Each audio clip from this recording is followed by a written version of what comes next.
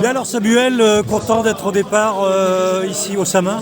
Ouais, content de revenir un peu dans la région voilà, après une reprise dans les autres pays et dans le sud de la France. Donc en plus avec un grand soleil, ça va être une belle journée. Alors parle-nous un peu de ton début de saison. On t'a vu beaucoup à l'attaque comme avant. Ouais. Tu en es plutôt satisfait? Ouais, un bon début de saison où j'ai pas passé mal la victoire sur le Tour de Provence. J'étais repris à 500 mètres de l'arrivée, à 2 reprises d'ailleurs. Donc un beau début de saison avec l'équipe et puis pour aujourd'hui on va essayer de faire une belle course. Alors est-ce qu'il y a beaucoup de changements entre le fait de passer d'une équipe Conti comme Roubaix à une équipe à Pro-Série comme Total Energy? Ouais, après le changement c'est surtout qu'on a plus de soins, il y a plus de docteurs, plus de soigneurs, plus de staff, c'est surtout ça qui change et on découvre aussi quelques courses en plus, donc c'est clair qu'il y a un petit changement là-dessus, mais ça reste quand même des courses de vélo, donc le changement au final c'est pas tant que ça. Le Samin, c'est un parcours qui te convient? Ouais, c'est un beau parcours. C'est souvent une course qui se fait à l'usure, donc on va essayer de faire une course de mouvement dans le final avec l'équipe. Je pense qu'on a une très très belle équipe Total Energy aujourd'hui. Et on a vraiment plusieurs cartes à jouer. Et même si ça arrive au sprint avec Emilien Janière, il pourra jouer la victoire. Est-ce que l'arrivée, qui n'était pas prévue, de Mathieu Van Der Poel peut changer un peu le scénario de la course? Oui, ça peut. On connaît Mathieu. Je pense qu'aujourd'hui il va attaquer. Il adore faire des courses de mouvement et pour nous c'est pas plus mal. Nous on aime ça et voilà, on espère qu'il va faire la course. Et après le Samin, c'est quoi ton calendrier?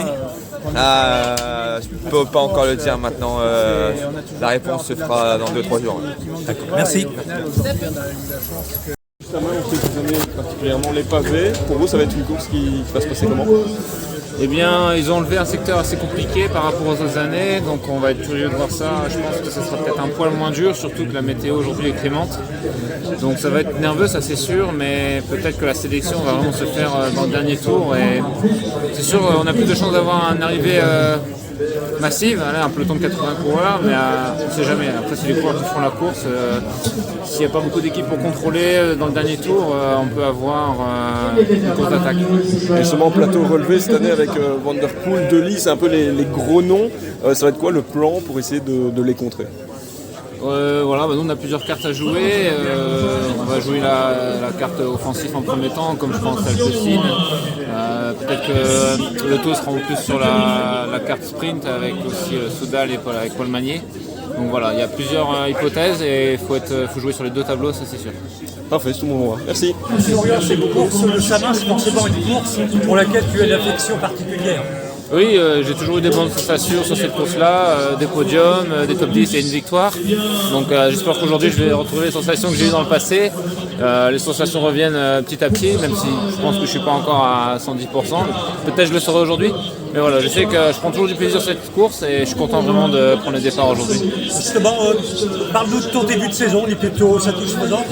Oui, je me rassure à chaque course, même si ce n'est pas encore les jambes que j'avais dans le passé. Mais quand on compare à mon année 2024, c'est nettement encourageant. On sent que j'ai pas assez couru en 2024 et que je manque encore de rythme. Mais voilà, je sais qu'en enchaînant les courses, ça va revenir. Et mon but c'était vraiment d'être au top en mois de mars, on y est. Donc voilà, maintenant j'attends aujourd'hui avec impatience voir quelle est ma condition. Et je sais qu'au jour le jour, je vais être de mieux en mieux.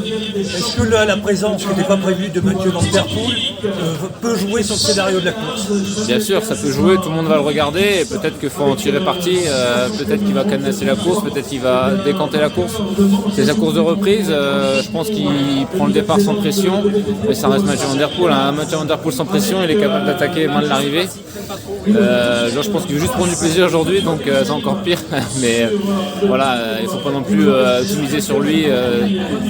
C'est un très très grand coureur, mais voilà, s'il arrive au sprint, on sait que le Paul Magnier ou Arnaud Delis peuvent être très puissants.